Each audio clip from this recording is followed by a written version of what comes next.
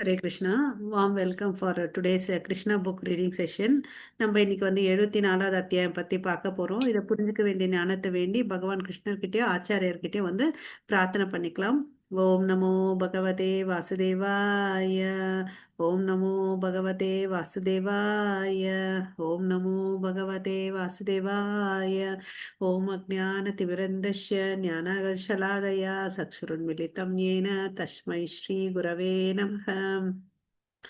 श्रीचैतन्यमनोभीष्टं स्थापितं येन भूतले स्वयं रूप कदा मह्यं ददाति स्वपदान्तिकं वन्देऽहं श्रीगुरो श्रीयुधपथकमलं श्रीगुरोन् वैष्णवां च श्रीरूपं साग्रजातं सगगण रघुनाथान्वितं तं सजीवं साद्वैतं सावधूतं परिजनसहितं कृष्णचैतन्यदेवं श्रीराधाकृष्ण पदान् सगगण ललिता श्रीविशाखान्वितांश्च ये कृष्णा करुणा सिन्धो दीनबन्धो जगत्पते गोपेश गोपिका कान्त राधाकान्त नमोऽस्तुते तप्तकाञ्चन गौराङ्गी राधे वृन्देवनेश्वरि वृषभानुसुते देवी प्रणमामि हरिप्रिये वाञ्छाकल्पतरुभ्यश्च कृपा सिन्धुभैव च पतितानां पावनेभ्यो वैष्णवेभ्यो नमो नमः।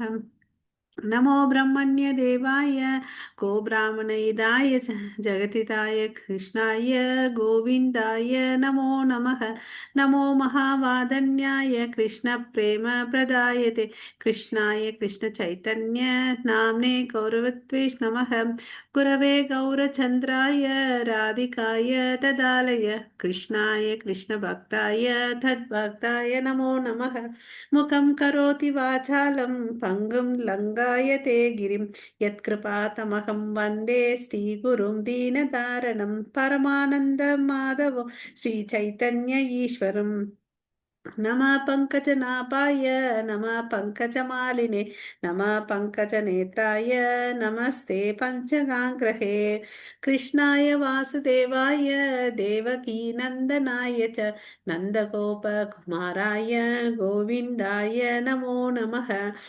नमो ॐ विष्णुपादाय कृष्णप्रेष्ठाय भूतले श्रीमते भक्तिवेदान्त स्वामिनिति नामिने नमस्ते सरस्वती देवे गौरवाणी प्रचारिणि निर्विशेष शून्यवादे पाश्चात्येशतारिणि नारायणं नमस्कृत्यं नरं चैव नरोत्तमं देवीं सरस्वतीं व्यासं ततो जय उदीरयेत् नष्टप्रायेषु अभद्रेषु नित्यं भागवत सेवयां पञ्चतत्त्वात्मकं कृष्णं भक्तरूपस्वरूपकं भक्तावतारं भक्ताख्यां नमामि भक्तशक्तिकं। जय श्री कृष्ण चैतन्य प्रभो नित्यानंद श्री अद्वैत गदाधर श्रीवासादि गौर भक्तवृंद हरे कृष्ण कृष्ण कृष्ण हरे हरे हरे राम राम राम हरे हरे। हरे कृष्ण.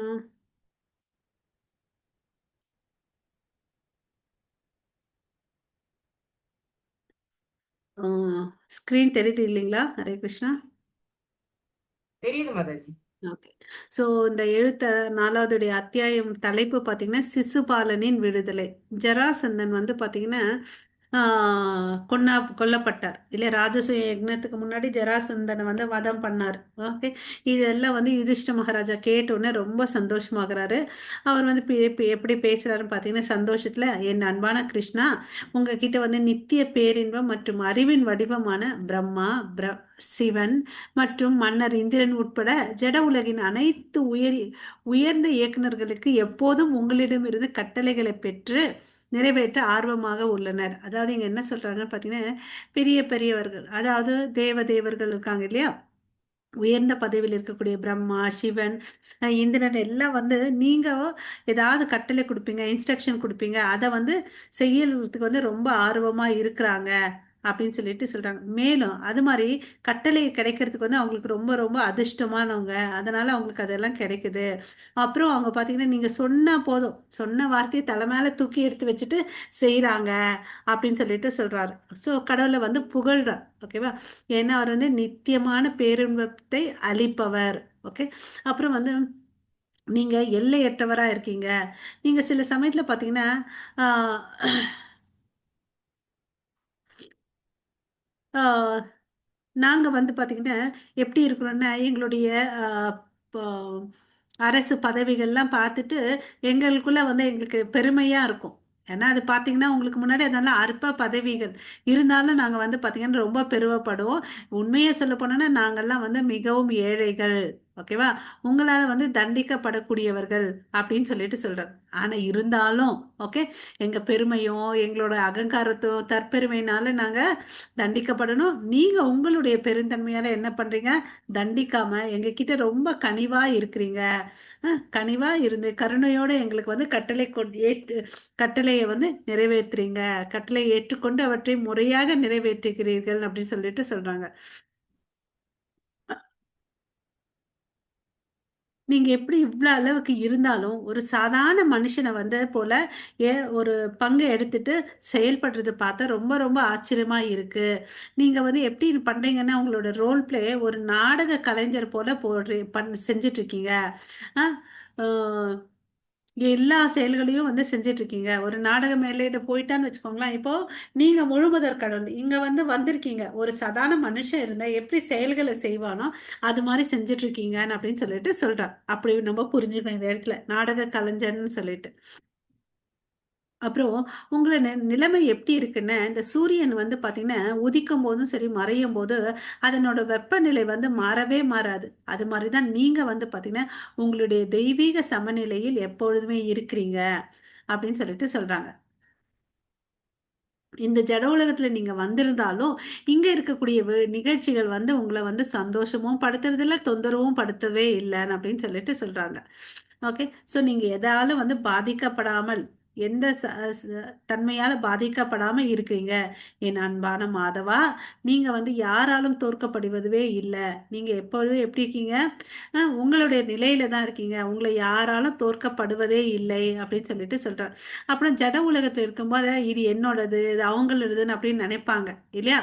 அந்த எண்ணம் எல்லாம் உங்க கையில இல்ல அப்படின்னு சொல்லிட்டு சொல்றார். ஓகேவா? சோ நீங்க இப்படி நடந்துக்கிறது மூலமா எவ்வளவு அளவுக்கு சொல்றாரு பாருங்க. கடவுள் வந்து பாத்தீங்கன்னா மாதவான்னு சொல்றாரு, சூரியனுக்கு ஒப்பிடுறாரு. இந்த பண்புகள்லாம் இல்லாம இருக்கிறதுனால நீங்க எப்படி இருக்கீங்க? உயர்ந்த நிலையில இருக்கீங்க. இந்த உங்களோட பத்தி யாருக்கு புரிஞ்சுக்க முடியும்னா தூய பக்தர்களால தான் இந்த விஷயங்களை உங்களை பத்தி புரிஞ்சுக்க முடியும் அப்படின்னு சொல்லிட்டு சொல்றார். ஓகேவா? நான் எனதில் யாராவது ஒருத்தன் வாழ்ந்தான்னு வச்சுக்கோயேன், அவன் விலங்கு வாழ்க்கையை வாழ்றான்னு அர்த்தம். ஓகேங்களா? சோ இப்படி எல்லாம் பேசி அவரை புகழ்ந்துட்டு கிருஷ்ணரை வந்து திருப்திப்படுத்துறார். அப்புறம் ராஜசூய யக்ஞத்தை வந்து ஏற்பாடு பண்றார். ஓகேவா? அதுக்கு என்னென்ன பண்றாரு? நம்ம எல்லாம் நம்ம வீட்ல ஏதாவது ஒரு ஃபங்க்ஷன் இருந்தா எல்லாருக்கும் சொல்லி அனுப்புவோம் இல்லையா? அது மாதிரி இவர் வந்து என்ன பண்றாரு? தகுதி வாய்ந்த பிராமணர்களையும் முனிவர்களையும் வந்து இன்வைட் பண்றார். கலகத்திற்கு யாக சாலைக்கு என்னென்ன வேணுமோ அது எல்லாத்தையும் வாங்குறாரு. அப்புறம் முக்கியமா யார் வேணும்? புரோகிதர்கள் வேணும். அவரையும் வந்து அவரை இன்வைட் பண்றாரு. சோ நிபுணத்துவமான பிராமணர்களையும் முனிவர்களையும் அழைத்தார். அவர்கள் பெயர்கள் யார் யாரை கூப்பிட்டாருன்னு பார்க்கலாம். கிருஷ்ண துவைப்பான வியாசதேவா, பரத்வஜா, சுமந்து, கௌதமர், அசீதா, வசிஷ்டர், சைவனா, கணவ, மைத்ரேயா, கவடமி, கவதாமி, சுமதி, ஜெய்மனி, கிருது, பைலா, பராசரர், கர்கா, வைசம்பர வைசம்பாயனர், அதர்வா, கஷ்யபர், தௌமியா, பரசுராமர், சுக்ராச்சாரியர், ஆசுரி, வித்திஹோத்ரா, மது, சந்தா, வீரசேனன் மற்றும் அகர்தா இவங்க எல்லாரையும் கூப்பிடுற. சோ பிராமணர்கள் முனிவர்கள் அவன் மாத்திரம் கூப்பிடல. அவங்களுடைய சொந்தக்காரர் இருக்காங்க இல்லையா? தாத்தா குருக்களின் தாத்தா யாரு? துரோணாச்சாரியா, பீஷ்மா, கிருபாச்சாரியா, திருதராஷ்டிரா எல்லாரையும் அவங்க வீட்டுல இருக்கவங்க மூத்தவங்களை எல்லாரையும் கூப்பிடுற. ஓகேவா? சோ துரியோதனன் தலைமையில வந்து பாத்தீங்கன்னா திருதராஷ்டிரா அப்புறம் அவங்களுடைய மகன்கள் எல்லாரையும் இன்வைட் பண்றாரு. அப்புறம் விதுரர் வந்து பாத்தீங்கன்னா சிறந்த பக்தர், அவரையும் கூப்பிடுறார். ஓகேங்களா? அவங்க வீட்டுல இருக்க எல்லா சொந்த பந்தங்களையும் கூப்பிடுறாரு. என்னதான் வந்து சண்டை ஆயிருந்தாலும் அதை எதையுமே மனசுல வச்சுக்கல. எல்லா உறவினர்களையும் கூப்பிடுறாங்க. ஓகே. சோ அப்புறம் வந்து உலகத்துல இருக்கக்கூடிய பல்வேறு மன்னர்களையும் கூப்பிடுறாரு, அமைச்சர்களை கூப்பிடுறாரு. அப்புறம் இந்த மாபெரும் யாகத்தை நடக்க போறோம், நீங்க எல்லாம் வாங்கன்னு அப்படின்னு சொல்றாரு. அப்புறம் குறிப்பா இங்க வந்து கற்றறிந்த பிராமணர்கள், வீர தீர சத்திரியர்கள், செல்வந்தர்கள் மற்றும் உண்மையான சூத்திரர்கள் அடங்கிய குடிமக்கள் அனைவரும் விழாவிற்கு வகை தந்தனர். அப்போ வந்து பாத்தீங்கன்னா 4 பிரிவிலே இருக்கக்கூடிய மக்களை எல்லாரையும் அவர் இன்வைட் பண்ணியிருக்காரு. சொந்தக்காரர்ல மாத்திரம் கூப்பிடல, பெரிய பெரிய ரிஷி முனிகளை கூப்பிடல, பிராமணர்களை கூப்பிடல, என்ன பண்ணாரு இவரு, எல்லா வகையான மக்களையும் கூப்பிட்டாரு. ஓகேவா? ஸோ யாக சடங்கிற்கு வந்து பாத்தீங்கன்னா முக்கியமா யார் வேணும், பிராமண குருக்கள் வேணும் இல்லையா? அவங்கதான் வந்து வேதங்கள் படி சடங்குகள் படி அவர்கள் வந்து என்ன பண்ண முடியும், எல்லா பூஜை புனஸ்காரங்களும் பண்ண முடியும் இல்லையா? அவர்கள் யுதிஷ்ட மன்னரை அந்த பெரிய யாகத்தை செய்வதற்கு தொடங்கினார். நீங்க இது வந்து எப்படி இருந்துச்சுன்னு பாத்தீங்கன்னா, இவர் செய்யக்கூடிய யக்னம் யார் செஞ்சது போல இருந்துச்சுன்னா, வருண தேவர் வந்து யாகத்தை செஞ்சிருந்தார், அது மாதிரி இருந்துச்சுன்னு சொல்றார். ஓகேவா?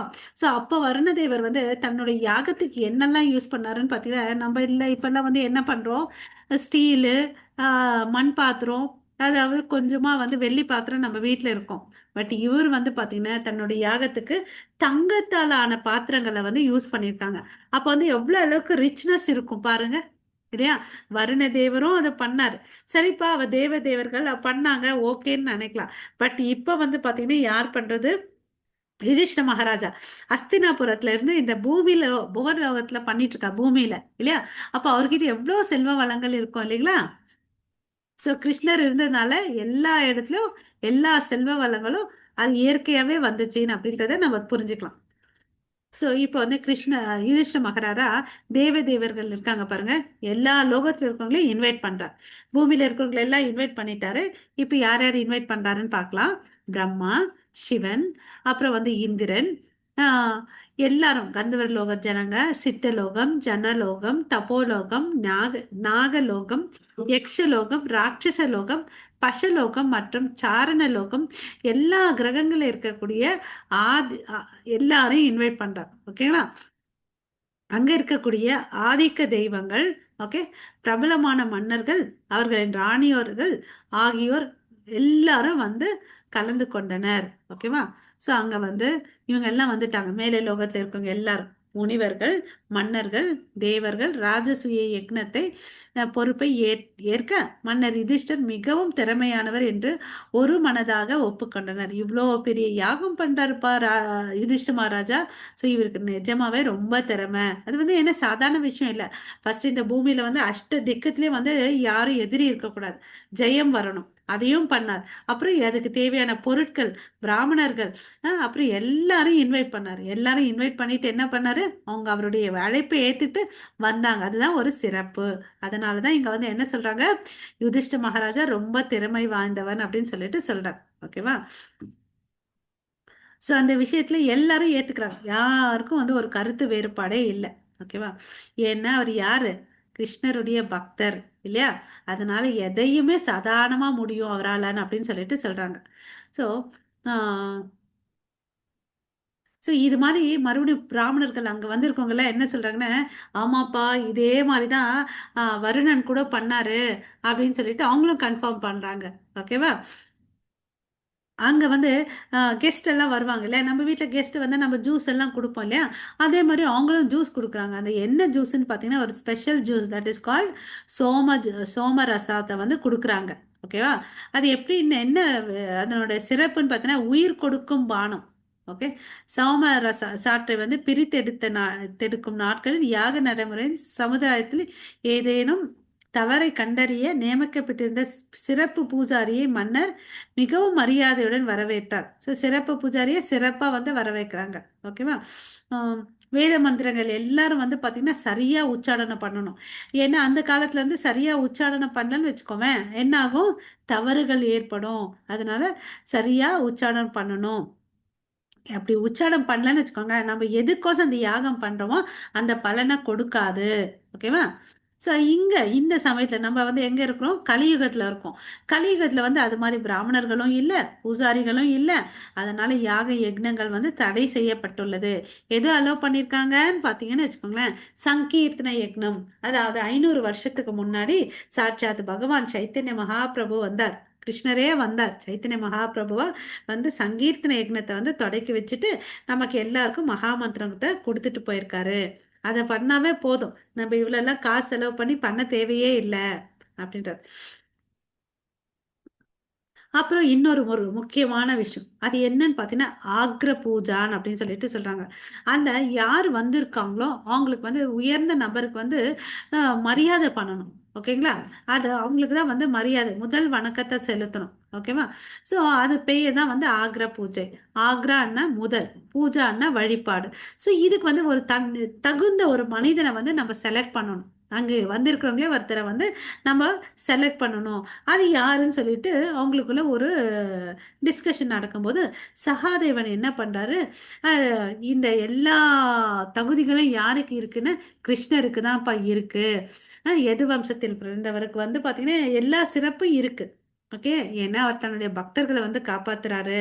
இவரை விட இந்த சபையில யாரும் உயர்ந்த ஆளுமை கொண்டவங்க யாருமே இல்லைன்னு அப்படின்னு சொல்றாரு.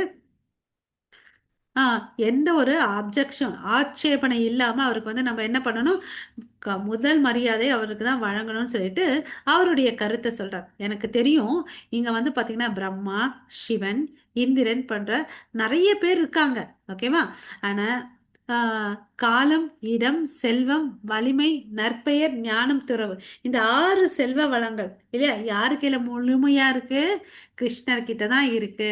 அதே மாதிரி கிருஷ்ணருக்கு சமமா யாரும் இல்லை, அவங்களோட பெரியவங்க யாரும் இருக்கவே முடியாது. அதனால கிருஷ்ணருக்கு தான் நம்ம வந்து அந்த ஆக்ர பூஜையை கொடுக்கணும்னு அப்படின்னு சொல்லிட்டு சொல்றார். ஓகேவா? கிருஷ்ணர் வந்து இந்த பிரபஞ்சத்தில் இருக்கக்கூடிய பரமாத்மாவா இருக்கிறாரு. யாகங்கள் செய்தால் நெருப்பில் காணிக்கைகளை வழங்குவதர் இல்லையா, வேத மந்திரங்களை உச்சாடனம் பண்றோம், யோக பயிற்சி போன்ற அனைத்து வேத சடங்குகளுக்கும் கிருஷ்ணர். நீ இந்த மந்திரமும் கிருஷ்ணரா இருக்காரு, யாகமாவும் கிருஷ்ணரா இருக்காரு. அதனால நம்ம என்ன சொல்றோம், எத்திர யோகேஸ்வரான் அப்படின்னு சொல்றோம். யாகங்களின் தலைவர் யக்னேஸ்வரான்னு வேற சொல்றோம். எல்லா யோகங்களுக்கு தலைவர் யோகேஸ்வரா இல்லையா. வேதமாவும் கிருஷ்ணர் இருக்கிறார் இல்லையா. சோ என்ன பண்ணணும்,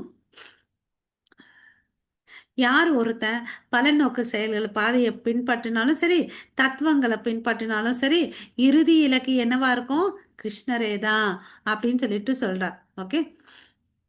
அப்புறம் வந்து சில பேர் வந்து சுய உணர்தல் தான் யாருன்னு நினைச்சிட்டு முயற்சி பண்ணுவாங்கல்ல, அவங்களும் வந்து யாரை புரிஞ்சுக்கிறாங்கன்னு பார்த்தீங்கன்னா கிருஷ்ணரை தான் புரிஞ்சுக்கிறாங்க.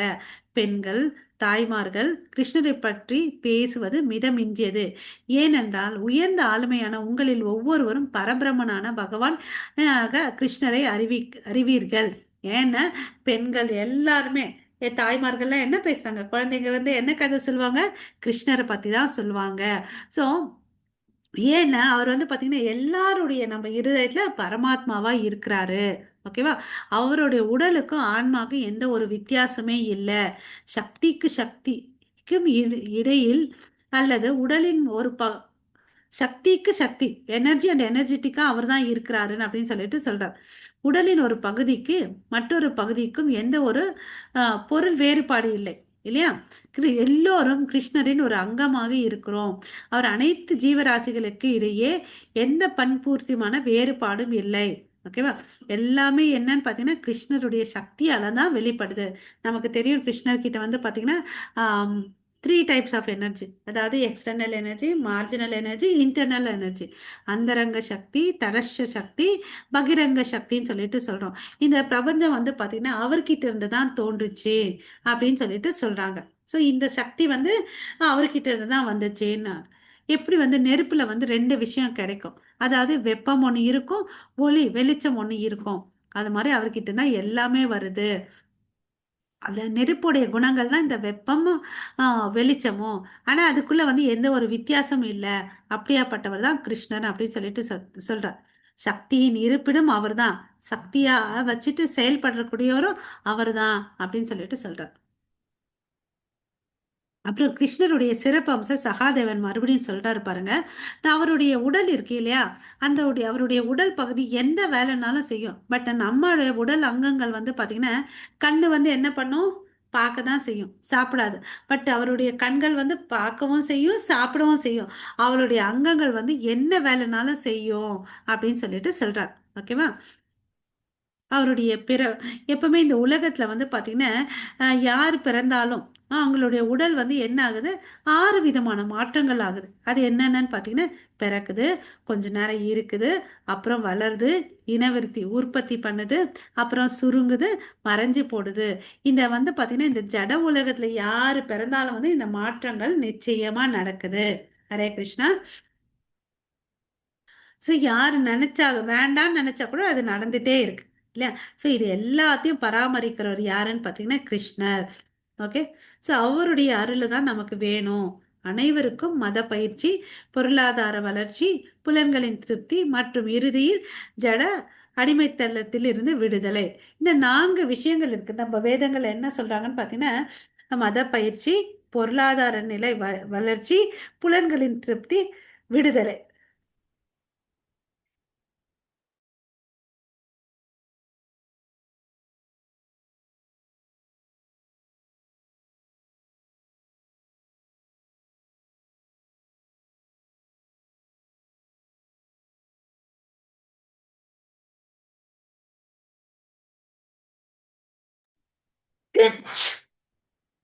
Hare Krishna. Excuse me.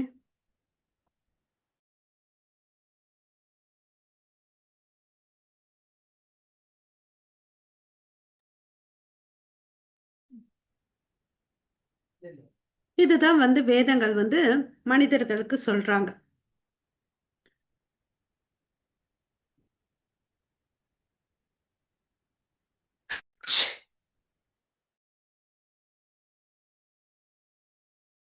So அவரை திருப்திப்படுத்தணும்னா இந்த யாகம் பண்ண அவர் ஒருத்தர் பண்ணனா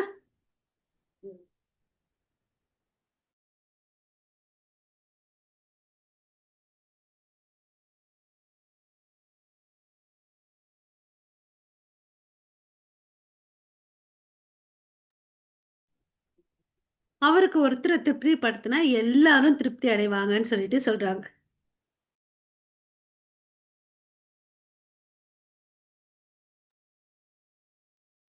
அதுக்கு எப்படி வந்து புரியுற மாதிரி இங்க சொல்றாங்கன்னா, நம்ம மரத்துக்கு வந்து வேருக்கு வந்து தண்ணி ஊத்துன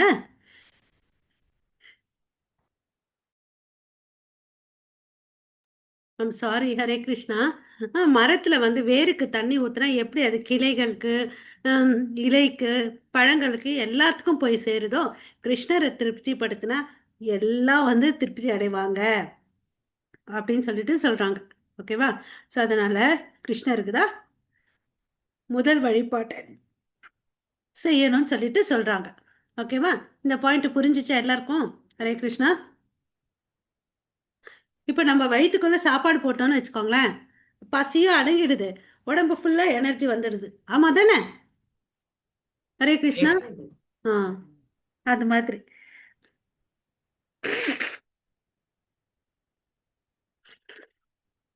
ஸோ நம்ம வந்து கிருஷ்ணரை திருப்தி அடைஞ்சா போதும், இந்த உலகத்தில் இருக்க ஒவ்வொரு ஜீவராசியும் திருப்தி அடைவாங்க அப்படின்னு சொல்றார். கிருஷ்ணரின் மகிமைகளை அவர் வந்து ஃபுல்லா புரிஞ்சிட்டு இருக்காரு சகாதேவர் இல்லையா?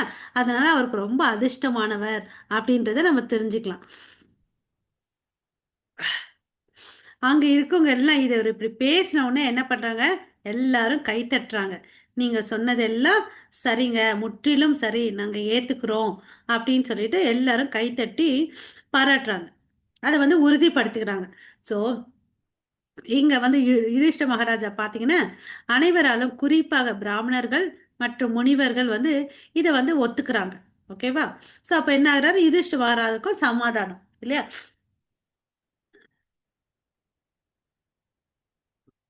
இப்ப இப்ப இவருக்கு தான் முதல் மரியாதை கொடுக்கணும்னு சொல்லிட்டாங்க இல்லையா? அதனால யுதிஷ்ட மகாராஜா என்ன பண்றாரு, தன்னுடைய சகோதரர்கள், அவங்களுடைய மனைவிகள், குழந்தைகள், எல்லா உறவினர்களோட சேர்ந்து கிருஷ்ணருடைய பாதத்தை தாமரை திரு பாதத்தை வந்து கழுவுறாங்க. அப்புறம் அந்த கழுவுன தண்ணியை தலைமையில தெளிச்சுக்கிறாங்க. அப்புறம் அந்த அவருக்கு வந்து பல்வேறு விதமான மஞ்சள் பட்டு ஆடைகள் எல்லாம் வந்து கிஃப்டா கொடுக்குறாங்க. ஓகேவா? துணி மாத்திரம் கொடுக்கல, நகைகள், ஆபரணங்கள் எல்லாத்தையும் அவங்களுக்கு கொடுக்குறாங்க. ஓகேவா?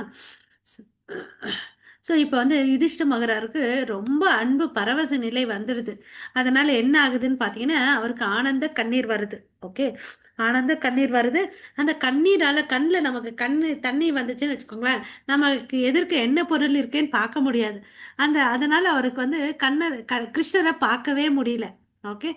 ஸோ அப்புறம் வந்து எல்லாரும் அங்க இருக்கிறவங்க எல்லாம் வந்து ஜெய ஜெய நம நமக அப்படின்னு சொல்லிட்டு எல்லாரும் சேர்ந்து ஜு- கோ கோஷம் விடுறாங்க. கிருஷ்ணருக்கு வந்து மரியாதை வணக்கி எல்லா இவங்க எல்லாம் பண்றாங்க. அதே சமயத்துல மேல் லோகத்துல இருந்து என்ன பண்றாங்க, பூமழை பொழியறாங்க. ஓகேவா? அந்த கூட்டத்துல சிசுபாலன் இருக்கலாம். சிசுபாலனுக்கு வந்து பாத்தீங்கன்னா கிருஷ்ணர் மேல பொறாமை. ஏன்னா அவர் ருக்மிணி கூட கல்யாணம் பண்ணிக்க இருந்தாரு இல்லையா, இவர் தானே ருக்மிணியை கடத்திட்டு போயிட்டாரு. அதனால அவருக்கு வந்து ரொம்ப கோபம் வேற இருந்துச்சு. அப்புறம் வந்து இவனை என்னடா கிருஷ்ணரை போயிட்டு இப்படி எல்லாம் வந்து கௌரவப்படுத்துறாங்க அப்படின்னு சொல்லிட்டு அவரால் பொறுத்துக்கவே முடியல. எல்லாரும் எழுந்து நின்னா கூட இவர் என்ன பண்ணாரு, உட்காந்துட்டே இருந்தார். சேரை விட்டு எழவே இல்லை. பட் அவருக்கு என்னாச்சு, கோவம் ரொம்ப ஜாஸ்தியானதுனால டக்குன்னு எழுந்துட்டார். எழுந்துட்டு பேசுறார். பயம் இல்லாம கிருஷ்ணரை எதிர்த்து பேசுறார். ஓகேவா? அவர் என்ன பேசுறாருன்ற பார்க்கலாம். பெண்களே, தாய்மார்களே, காலம் தான் ஆதிக்கம் செலுத்தும் காரணி. காலம் தான் வந்து பார்த்தீங்கன்னா எப்பவுமே வந்து எல்லாத்துக்கும் பதிலா இருக்கணும் அப்படின்னு சொல்லிட்டு நம்ம வேதங்கள்ல பார்த்துருக்கோம். ஆனா இங்க வந்து பாத்தீங்கன்னா காலம் கூட பாருப்பா எதிர்ப்பு தெரிவிக்கவே மாட்டுது. சத்தியம் நேர்மை எல்லாம் வந்து பாத்தீங்கன்னா காலத்தால வெல்லும்னு அப்படின்னு நம்ம பார்த்துருக்கோம். பட் இங்க வந்து பாத்தீங்கன்னு வச்சுக்கோங்க, காலம் கூட பாருப்பா தன்னுடைய சொந்த எதிர்ப்பே தெரிவிக்க மாட்டேங்குது. கிருஷ்ணர் எவ்வளோ கெட்டவர், அவருக்கு வந்து பார்த்தீங்கன்னா இவங்க மரியாதை செலுத்துறாங்க. பட் காலம் அமைதியா இருக்குன்னு அப்படின்னு சொல்லிட்டு அவர் சொல்றார். ஓகேவா?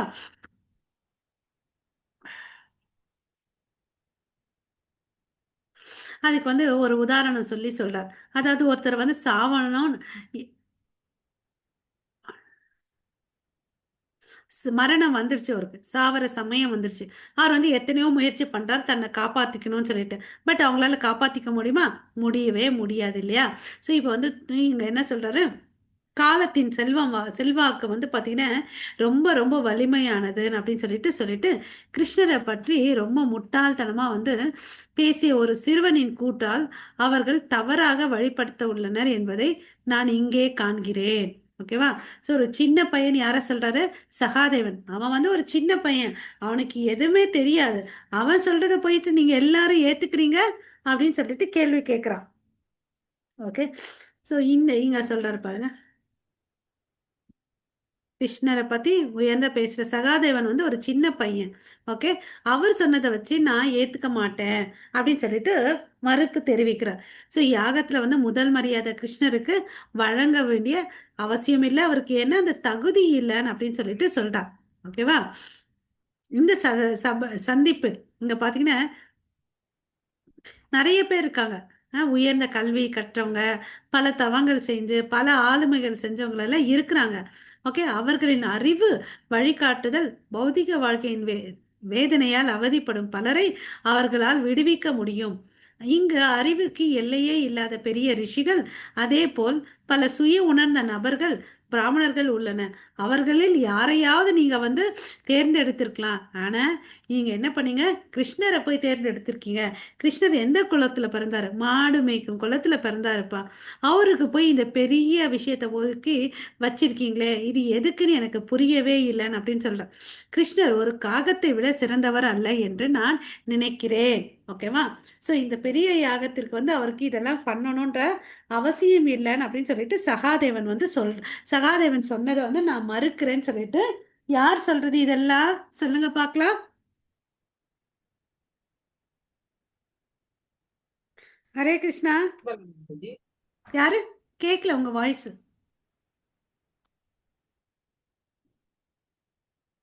சொல்லுங்க பிரபு, உங்க வாய்ஸ் கேட்க மாட்டேங்குது. சிசுபாலன் சொன்னாரு மாதா. சூப்பர். ஹரி போல். சிசுபாலன். ஓகேவா? சிசுபாலனுக்கு என்ன பொறாம அவர் கிருஷ்ணர் மேல, அதனால அவர் இப்படி எல்லாம் பேசுறார். ஓகேவா? இந்த கிருஷ்ணர் இருக்காரு இல்லையா, எந்த ஜாதியை சேர்ந்தவர், என்ன உண்மையான தொழிலை பண்றாருன்றது தெரியாது. அவருக்குன்னு ஒரு ஜாதி இல்லை, ஒரு வேலையும் இல்லை அப்படின்னு சொல்லிட்டு சொல்றாரு. வேதங்கள்ல வந்து என்ன சொல்லியிருக்காங்க, பரமபுருஷ பகவானுக்கு வந்து பாத்தீங்கன்னா அவருக்கு எந்த ஒரு தொழிலும் இல்லை, தொழில் கடமை செய்ய வேண்டிய அவசியமும் இல்லை அப்படின்னு சொல்லியிருக்குது. அவருக்கோசம் வந்து பாத்தீங்கன்னா செய்ய வேண்டிய அனைத்தும் அவரது பல்வேறு சக்திகளால் செய்யப்படுகின்றன. ஏன்னா அவர்கிட்ட சக்தி இருக்கு, அந்த சக்தியை எல்லா வேலையும் போய் செஞ்சிருது அப்படின்னு சொல்லிட்டு சொல்றார் சிசுபாலா. இதை மாத்திரம் சொல்லாது இல்லாம மறுபடியும் சிசுபாலா எவ்வளோ பேசுறாரு பாருங்க. அவர் வந்து பாத்தீங்கன்னா உயர்ந்த குடும்பத்தை சேர்ந்தவர் இல்ல, அவர் வந்து பாத்தீங்கன்னா சுதந்திரமானவர். ஓகேவா? மத கொள்கைகளை வந்து எது யாரும் அறிய மாட்டார்கள். அவருடைய மத கொள்கைகள் கிருஷ்ணரை பத்தி அவர் வந்து பாத்தீங்கன்னா எல்லா மத கொள்கையின் அதிகார வரம்பிற்கு வெளியே இருக்கிறார் அப்படின்னு சொல்லிட்டு சொல்றார். அப்புறம் வந்து பாத்தீங்கன்னா வேத கட்டளைகள் மற்றும் ஒழுங்குமுறை கொள்கைகளை வந்து அவர் வந்து பொருட்படுத்தவே இல்லை. சுயாதீனமாக அவர் அவர் இச்சைப்படி செய்யறாரு எல்லா செயல்களையும். எனவே அவர் வந்து பாத்தீங்கன்னா நல்குணங்களில் இருந்து விடுபட்டவர். இவர் சுருக்கமா புரிஞ்சுக்கனா அவர் வேதங்கள்ல சொல்லி இருக்கிற மாதிரி நடக்கிறது இல்ல. சோ அவர்கிட்ட எந்த ஒரு நற்குணங்கள் இல்லைன்னு சொல்லிட்டு சிசுபாலர் சொல்றார். ஓகேவா? இது பாத்தீங்கன்னா இன்டைரக்டா அவர் கரெக்ட் தான். ஏன்னா கிருஷ்ணர் வந்து பாத்தீங்கன்னா சுதந்திரமானவர் ஆவார் இல்லையா? அவர் அபிக்னா ஸ்வராட்னு சொல்லிட்டு நம்ம பாகவதத்துல படிச்சுக்கோம். அவர் யாரு மேலேயும் வந்து சார்ந்து இருக்கிறதே இல்லை. அப்புறம் வந்து என்ன, எல்லாத்தையும் அவர் தான் வந்து சிருஷ்டி பண்ணார் இல்லையா? எப்ப வந்து இதை புரிஞ்சுக்கணும்னா சிம்பிளா, அரசன் இருக்கான் இல்ல, இப்ப வந்து அரசன் இருந்த சட்டத்தை வந்து இயக்குறான். அந்த சட்டம் வந்து அரசனுக்கு வந்து அப்ளை பண்ண முடியாது. அது மாதிரிதான் இதெல்லாம் சிருஷ்டி பண்ணது கிருஷ்ணர். இந்த சட்டங்களையோ கொள்கையெல்லாம் அவர் பின்பற்ற வேண்டிய அவசியமே இல்லை. அவன் பொறாமையான ஒரு முறை சொன்னா கூட அது மறைமுகமா என்ன தோணுது, அவர் கிருஷ்ணரை வந்து புகழ்றாரு. ஓகேவா? சோ கிருஷ்ணர் என்ன பரமபுருஷ பகவான். அவருக்கு சரிசமமா யாருமே இல்லை, உயர்ந்தவரும் யாரும் இல்லை இல்லையா? ஓகே. அவர்கிட்ட வந்து பாத்தீங்கன்னா எல்லா நற்குணங்கள் இல்லைன்னு அப்படின்னு சொல்றாரு இவரு. வேதங்களை என்ன சொல்றாங்க, குண்யக இன ஹினைஹி அப்படின்னு சொல்றாங்க, குணைக ஹீனஹே. அப்புறம் வந்து பாத்தீங்கன்னா அதுக்கு என்ன அர்த்தம்னா கிருஷ்ணர்கிட்ட எந்த பௌதீக குணங்கள் இல்லைன்னு அர்த்தம். ஏன்னா அவர் நிர்குணான்னு நம்ம படிச்சிருக்கோம். நமக்கு தான் 3 குணங்கள் இருக்கு. கிருஷ்ணருக்கு வந்து நிர்குணா, இந்த பௌதீக தன்மைகள் எதுவுமே இல்லை. அவர் சொல்றது இன்டைரக்டா வந்து கரெக்டே. ஓகேவா? அவர் வந்து பாத்தீங்கன்னா சுயமா நடந்துக்கிறாரு அப்படின்னு சொல்லிட்டு சொல்றார். சுயாதீனமாக செயல்படுகிறார்னு சொல்லிட்டு சிசுபாலன் சொல்றார். ஓகே. மறுபடியும் 10ல் அவருக்கு கோவம் இன்னும் நிறைய இருக்கு. என்னென்ன பேசுறாரு பாருங்க. இந்த யாகத்தை ஏத்துக்கிற அளவுக்கு அவர்கிட்ட எந்த ஒரு தகுதியுமே இல்லை. அவர் வந்து பாத்தீங்கன்னா முட்டாள்தனமா இருக்கிறாரு. வேத கலாச்சாரத்தை வந்து ஃபாலோ பண்றதுக்கு அவருக்கு தெரியல. அவர் என்ன பண்ணார் தெரியுமா? மதுராவை விட்டு விட்டு, மதுரால என்ன பண்ணிட்டு இருந்தாங்க, எல்லாரும் வேதங்கள் எல்லாம் படிச்சுட்டு இருந்தாங்க. அந்த இடத்த விட்டுட்டு எங்க போயிட்டாரு அவரு, கடலுக்குள்ள போயிட்டு தஞ்சம் அடைறாரு. அங்க போய் அந்த கடலுக்குள்ள யார் வேதங்கள்லாம் படிக்கிறாங்க? இல்ல இல்லையா? சோ அங்க போய் தண்ணிக்குள்ள போயிட்டு ஒரு கோட்டையை கட்டிட்டு வாழ்ந்தாரு அப்படின்னு சொல்லிட்டு சொல்றார். ஓகே. ஸோ அப்புறம் வந்து பார்த்தீங்கன்னா அவருடைய கோட்டையிலிருந்து வெளியே வந்துட்டு அவர் என்ன பண்ணாரு, அங்கே இருக்கக்கூடிய திருடர்களையும் கொள்ளைக்காரர்களையும் முருடர்களையும் அசுரர்களையும் துன்புறுத்தினார் அப்படின்னு சொல்லிட்டு சொல்றார். ஓகேவா?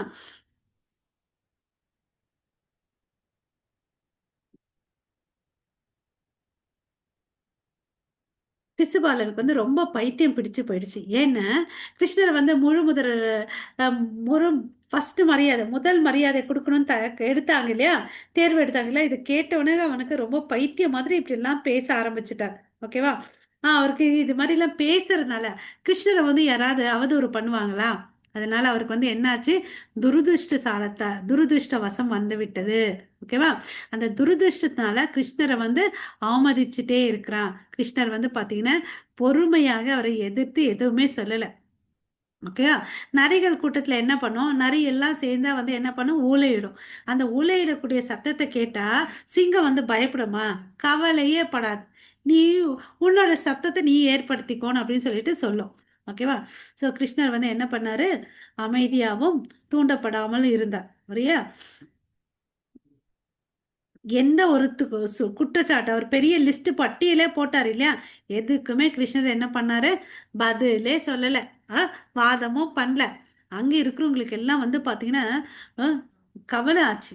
அதனால ஒருத்தர் வைஷ்ணவனை வந்து ஒருத்தங்க நிந்திக்கிறாங்கன்னா அந்த இடத்துல வந்து நம்ம ஃபர்ஸ்ட் எழுந்து வாதம் பண்ணணும். இல்லைன்னா தன்னுடைய காதுகளை எல்லாத்தையும் மூடிக்கணும். எதிர்ப்பை வந்து தெரிவிக்கணும். எப்படின்னா அந்த சபையிலிருந்து வெளியேறணும். இது மாதிரி இப்படி எல்லாம் செஞ்சதுனால கொஞ்சம் பேர் வந்து அந்த இடத்துல இருந்து கிளம்பி போயிட்டாங்க. உடனடியாக வெளியேற வேண்டும். அதுதான் வந்து என்ன கட்டளை வேதத்துல சொல்லி இருக்குது.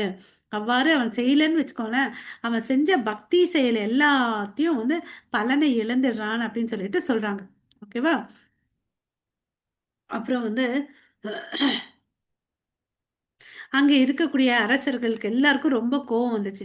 குரு வம்சம், மத்ஸ்ய வம்சம், கேகேய வம்சம், ஸ்ரீஞ்சய வம்சம், ஸ்ரீ ஜெய வம்சம் இருக்க சேர்ந்த எல்லா மன்னர்களும் வந்து ரொம்ப கோவம் வந்துச்சு. அதனால என்ன பண்ணாரு, இமீடியட்டா எல்லாரும் தன்னுடைய வாள்களையும் கேடைகளையும் எடுத்து சிசுபாலை கொல்லணும்னு சொல்லிட்டு நினைக்கிறாங்க. பட் சிசுபாலன் வந்து பாத்தீங்கன்னா ரொம்ப முட்டாள்தனமா கேவலமா இப்படி பேசின, அவனுக்கு புத்தியே இல்லைன்னு நினைக்கிறாங்க அவங்க. ஓகே. அவங்க எல்லார் அரசர்களும் அவளை கொல்லணும் தயாராகிட்டாங்க. பட் சிசுபாலன் யோசிக்கல. நான் வந்து முட்டாளா பேசிட்டு இருக்கேன், இதனால என்ன நடக்கும்?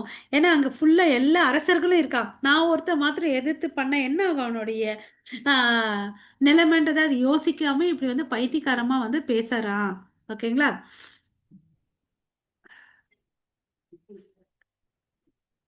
ஸோ இந்த இடம் வந்து பார்த்தீங்கன்னா ரொம்ப மங்களகரமான இடம். இங்க வந்து ராஜசூய யக்ஞம் நடக்க போகுது.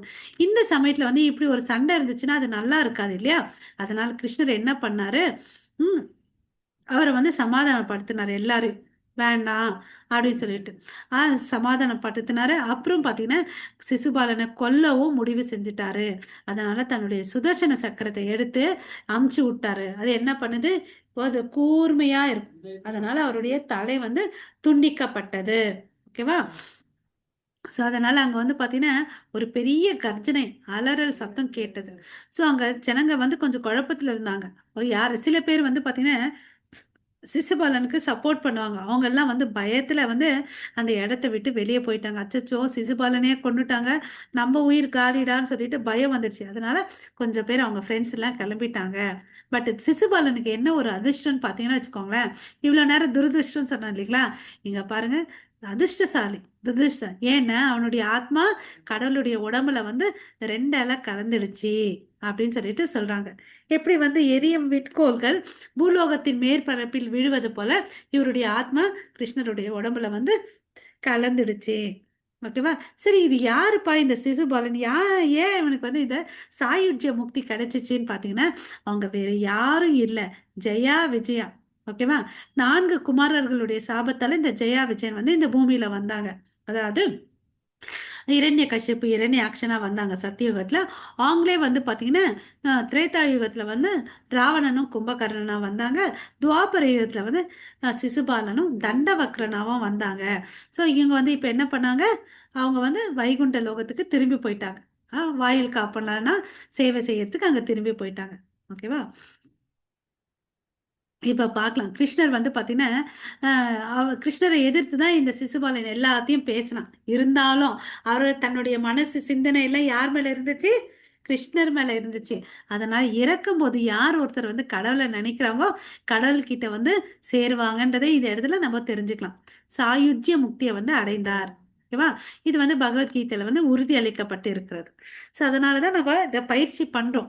ஏன் வந்து பகவத்கீதையெல்லாம் படிக்கிறோம், நாமஸ்மரணம் பண்றோம்னா நம்ம இறக்கும் போது பாத்தீங்கன்னா அவரை நினைக்கணும். அதுக்கு தான் இந்த ட்ரைனிங் தான், இந்த சாண்டிங்கு ரீடிங் எல்லாம். ஓகேவா?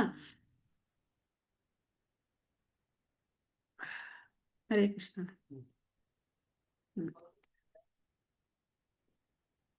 ஸோ இப்போ வந்து இவருக்கு முக்தி கிடைச்சிச்சு. அப்போ எல்லாரும் யுதிஷ்ட மகாராஜாவுக்கு வந்து எல்லாரும் கிஃப்ட் கொடுக்குறாங்க. ஓகே. யுதிஷ்ட மகாராஜா என்ன பண்றாரு, எல்லாருக்கும் வந்து gift கொடுக்குறாரு. ஏன்னா பூசாரிகள் எல்லாரும் வந்தாங்க இல்லையா, முனிவர்கள், அவங்களுக்கு நல்ல gift என்னென்னலாம், என்னங்க குவியலா வச்சிருந்தாரு தங்கங்களை. ஓகேவா? அவ்வளோ அளவுக்கு gift வச்சிருந்தாரு. ஓகே. எல்லாத்தையும் அவருக்கு டிஸ்ட்ரிபியூட் பண்றாங்க அங்க வந்திருக்கவங்களுக்கு எல்லாருக்கும். அப்புறம் வந்து பாத்தீங்கன்னா ஒரு இங்க ஒரு வேர்டு அவப்ருத குளியல் சொல்லிட்டு ஒண்ணு சொல்றாங்க. அப்படின்னா என்னன்னு பார்க்கலாம்.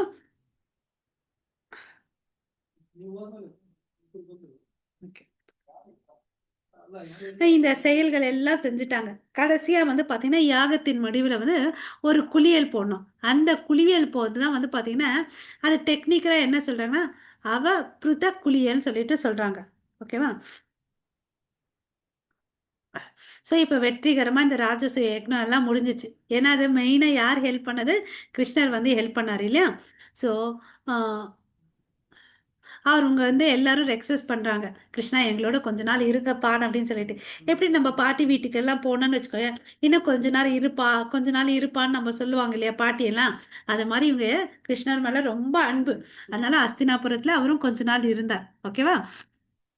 அப்புறம் வந்து அவருக்கு டைம் ஆயிடும் இல்லையா? துவாரகைக்கு போக வேண்டிய நிலை வரும் இல்லையா? அங்க என்ன ராணிகள்லாம் இருப்பாங்க இல்லையா? ஸோ அவங்க ராணிகளோட, ஏன்னா ராணிகளோட தான் அவர் வந்து யாகத்துக்கு வந்தாங்க. ஸோ அவங்களோட சேர்ந்து மறுபடியும் துவாரகாக்கு போறார். ஓகேவா? ஸோ நமக்கு இந்த கதை தெரியும். ஜெயா விஜயன் வந்து பார்த்தீங்கன்னா, ஆஹ், நம்ம 7வது கேண்டோ ஸ்ரீமத் பாகவத்தில் சொல்லியிருக்காங்க இல்லையா? ஸோ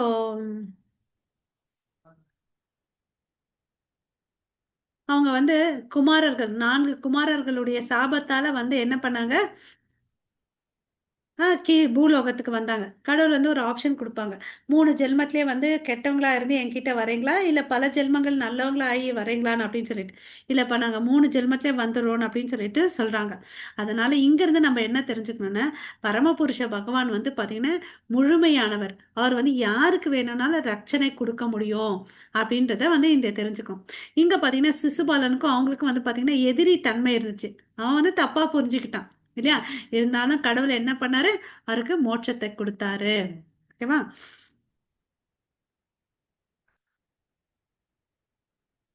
சோ இப்ப என்னாச்சு? யாகம் எல்லாம் முடிஞ்சிச்சு. இப்ப யுதிஷ்ட மகராஜா என்ன பண்றாரு? அந்த யாகத்தின் நடுவுல வந்து நிக்கிறார். அந்த அரசவை இருக்கு இல்லையா? அங்க வந்து நிக்கிறார். அவர் எப்படி தோற்றம் அளிக்கிறாருன்னு, தேவர்களுக்கு ஆஹ் அழகா, ரொம்ப அழகா இருக்காரு. அதாவது இந்திர லோகத்துல இருக்கக்கூடிய அரசன் போல இருந்தாரு அப்படின்னு. சொர்க்கத்தின் ராஜாவான இந்திரன் போல எப்படி வந்து ஒரு பிரகாசம் இருக்குமோ அவ்வளவு அழகு, ரொம்ப அழகா இருந்தாருன்னு அப்படின்னு சொல்லிட்டு சொல்றாங்க. ஏன்னா இங்க எல்லாமே பாசிட்டிவ் வைப்ரேஷன் இருக்கு இல்லையா? அவர் மனசும் திருப்தி இருக்கு. அதனால ஃபுல்லா ஞானமயமா அழகா இருக்கிறாரு.